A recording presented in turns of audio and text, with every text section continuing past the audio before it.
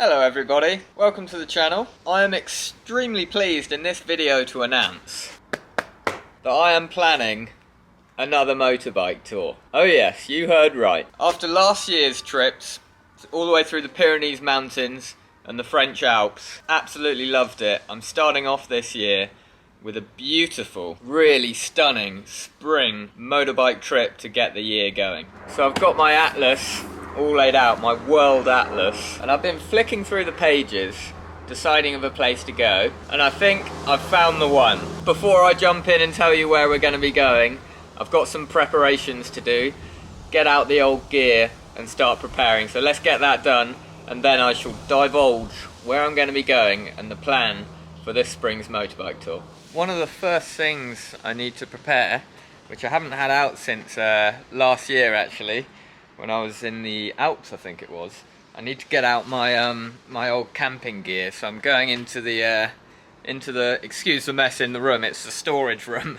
I'm going to grab my bag, and a good thing to prepare is I've got to get that out, the camping gear. It hasn't been out for ages, so just air it out, clean it out a bit, check I've got everything, and yeah, check there's no holes in it or it's sort of been damaged. So yeah, let's go dig that out in this room.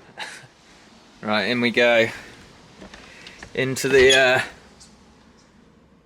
storage pit. Now I know where it's kept. Right, got my trusty old gull dry bag, which I strapped to the back of the bike. Yeah, so I'm gonna get the camping gear out and just have a look over it. It's a bit smelly in there. I've got a single man tent here. Mosquito net, might need that, maybe not. Deluxe camping pillow, essential. Can't sleep without that at all. I need my home comforts, I'm not that extreme camping. And then, yeah, the sleeping mattress. I've got a camping towel as well. I've got a dry towel as well. So yeah, I'm just going to get all this out, like unfold it all, just check it all over and check it's all working.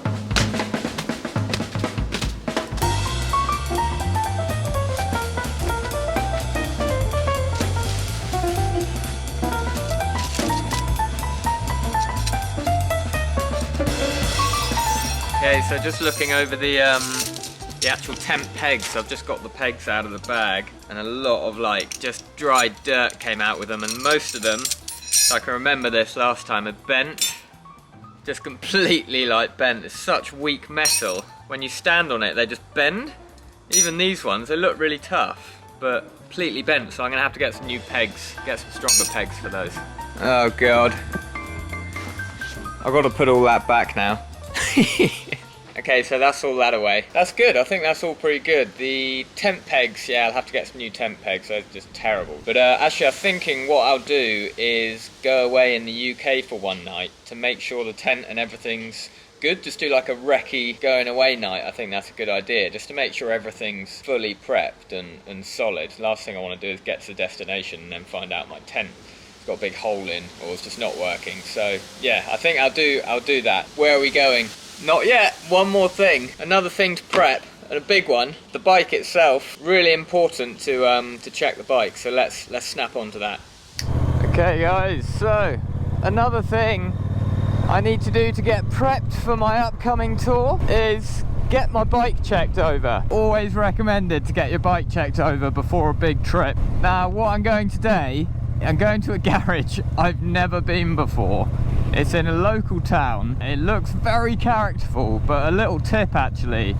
I was going to take it to a main Triumph dealer and get them to look it over, but I just always find that ends up costing so much, you know. They always find something that needs changing, and they're very good, but they will charge top dollar. So I've found a wicked little characterful garage here in the town of Frome in Somerset. And yeah, there's a few things I'll go over in a second when we arrive, if I can find it, that Speedy needs checking over. Check she's all in good order. So this looks like a real classic characterful garage here. Apparently it's up this lane on the left somewhere. There he is. How you doing? Are you in the motorbike? Yeah, sweet.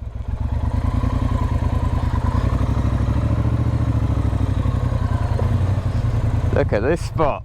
Get some work done here.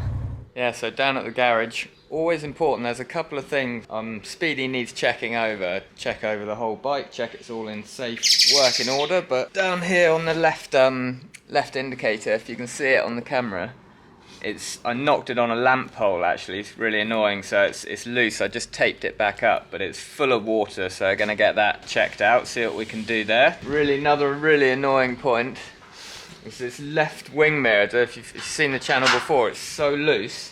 Every time I pull it in and out, it just comes loose, so I've got to carry like an Allen key around with me in my bag the whole time to tighten it up. So that's going to be really annoying on tour. So yeah, I'm going to get that looked at, see if we can get that sorted out by the professionals.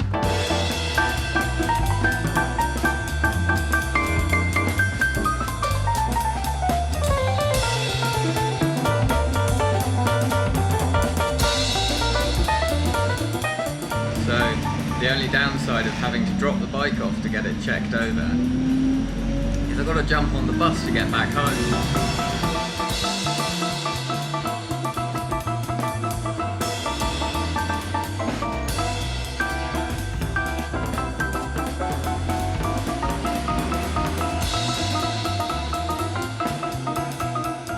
Nice bus journey back. Not too bad. I hope they'll look after Speedy well. My Speedmaster, there's not too much wrong with her as I showed. I think the chain might need tightening. Just a few small little points to prep the bike, make sure it's in good nick. Now, the moment of truth. Where am I going for my spring motorbike tour to start kick this year's adventures off? Let's get into it. Coming to the Atlas. That's the continent. So it's going to be Europe. Now, wherever the finger lands, that's where I'm going to be going. Nah, it's not up there. Jokes. That's the one. Portugal, baby. Here we come. Portugal it is in the spring. Right down here, that strip of land on the west coast of Spain. Let's get into where exactly I'm going to go. I'm going to focus more on a specific area which has got quite well regarded one of the best motorbiking, if not the best motorbiking road in the whole world. I've done some research on it. A few people do regard it as that. So yeah, let's dive deeper into where exactly I'm going to be going. So we've obviously got Spain all here, whole of Spain, and on the left here is Portugal, this long strip. Right, so I'm going to be getting the ferry down to Santander. Now for my Pyrenees trip I actually went to Bilbao, but I think I'm going to do Santander this time just because it's that bit closer to Portugal. Not by a lot, but every little bit helps. If we come up here, South UK, I'm going to be leaving from Portsmouth as before, and it's the overnight ferry. You jump on board and go all the way down English Channel, round this headland, Brest here, down the Bay of Biscay, down to Santander here. I plan on basically blasting it all the way across northern Spain to get that part done. I'm not going to stop there. I think I'll be missing a bit, but I just want to get down to Portugal really. And then I'm going to come into Portugal on the northeast coast, northeast border, I should say, and come down this national park to the start of my destination for the trip, which is going to be in Almendra. Now the reason for this is, it's the Douro Valley, which is there because of the Douro River, which actually starts in Spain, but I'm going to be picking up the N22, this road here, and following that all the way along the Douro River, through the Douro Valley, all the way to Porto on the Atlantic coast, west coast of Portugal. And we're going to be stopping along the way, soaking up the sights and just exploring and finding some of the nicest roads and motorbiking roads and really getting deep into the culture as much as I possibly can.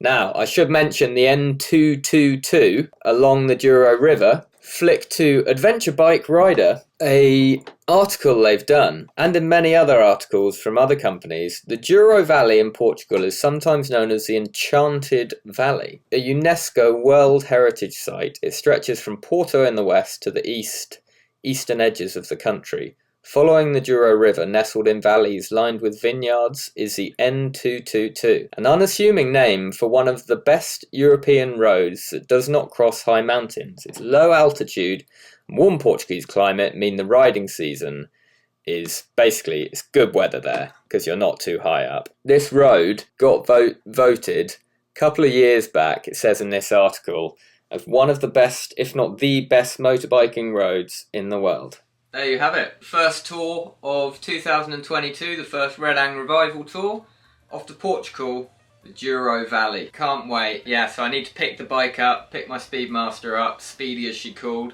from the garage. Go out, I'm going to go for a night out, where we'll do a video on that. Not a night out drinking, a night out, test out the camping gear, and then yeah, we'll be jumping on the ferry, booking a ferry and heading off to Portugal. Don't forget to subscribe to the video, follow along for the first tour.